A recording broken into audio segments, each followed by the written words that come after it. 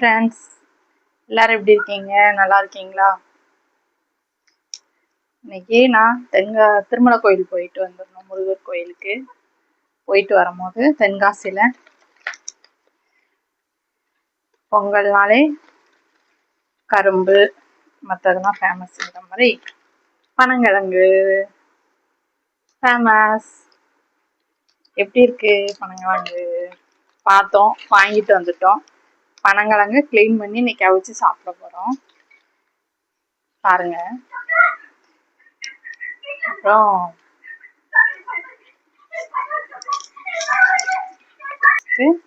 Subscribe பண்ணுங்க. அப்புறம் என்னோட ஷார்ட்ஸும் பாருங்க, என்னோட வீடியோஸ் பாருங்க, நல்லா இருக்கும். பார்த்து பிடிச்சிருக்கான்னு சொல்லுங்க. எனக்கு தென்காசி மாவட்டம் தான். இந்த சரௌண்டிங்கில் இருக்க கோயில் மற்ற இடங்களுக்கெல்லாம் போய் வீடியோவும் பண்ணுவேன், போடுறேன். பிடிச்சிருந்தா பாருங்க. பனங்கிழங்கு உடம்புக்கு ரொம்ப நல்லது. எவ்வளோ நாளும் சாப்பிடலாம், ஒன்றும் பண்ணாது. ரொம்ப ஹெல்த்தியானதும் கூட. பனை மரத்துல எல்லாமே நல்லதுதான். பதநீர், எங்கூர் சைடு பைனி அப்படிமோ, தென்காசி திருநெல்வேலி சைட்லாம் பைனி அப்படிமோ. பதநீர்னா மற்றவங்களுக்கு தெரியும். அப்புறம் கருப்பட்டி சொல்லவே வேண்டாம், ரொம்ப நல்லது.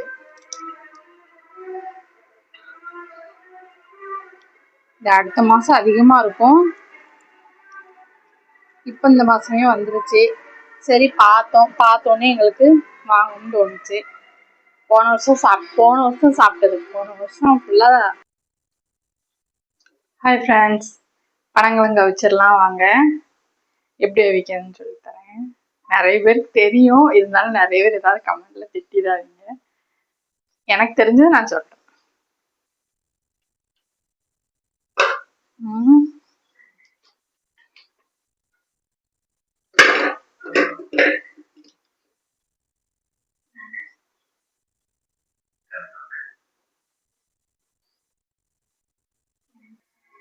அப்படியே நாங்கள் பலாப்பழம் வாங்கி சாப்பிட்டோம். அதோட கொட்டையும் இருக்கு, அதையும் சேர்த்து வச்சு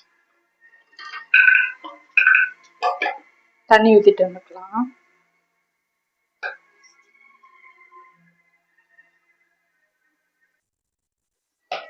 தண்ணி ஃபுல்லாக வச்சாச்சு.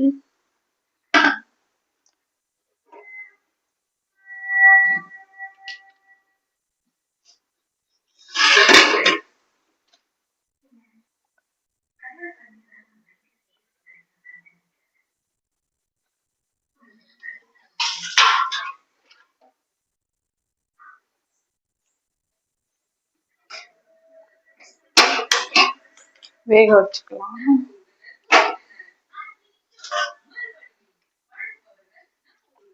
அதோட உப்பு போடணும், கல்லுப்பு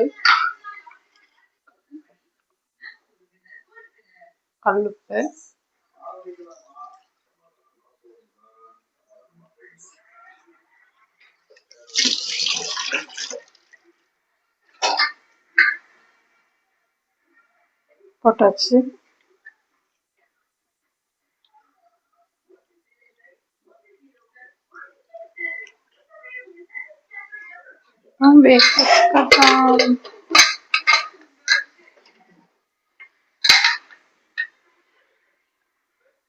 இது ஒரு 5-6 விசில் வந்தோடனே எடுத்துக்கிடலாம் குக்கரை.